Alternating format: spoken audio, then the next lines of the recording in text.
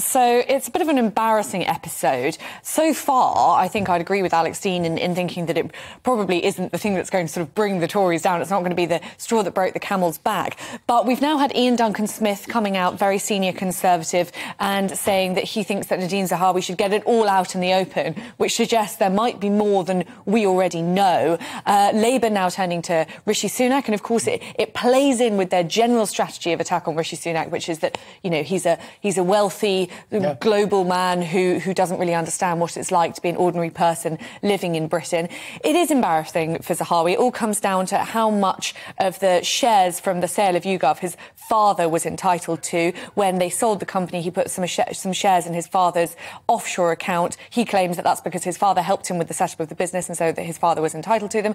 HMRC think that it was essentially a tax dodge. Zahawi has paid the fine, and the HMRC has said that it is carelessness.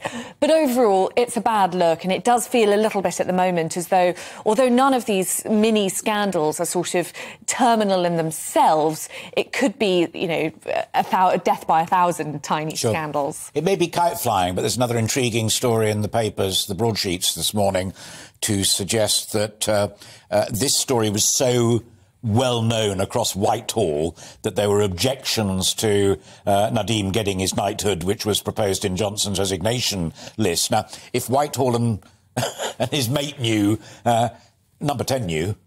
Well, yes, there's a very interesting story in the Times suggesting that, Nadeem Zahawi was on the honours list for the new year. And they've got some interesting quotes from someone who was very close to the business in HMRC who said that he was struck off the list because HMRC were looking into his taxes, and the idea that this was all happening while he was Chancellor of the Exchequer. Obviously not a particularly good look. And it does reflect badly on Rishi Sunak. We saw a few months ago Rishi Sunak struggling with the Gavin Williamson episode, when he wanted to show his faith in Gavin Williamson. And I think part of the problem is that because Rishi Sunak is relatively weak in the wider Conservative Party, remember, he doesn't have the support of the membership particularly, he's very, very dependent on his close friends and allies.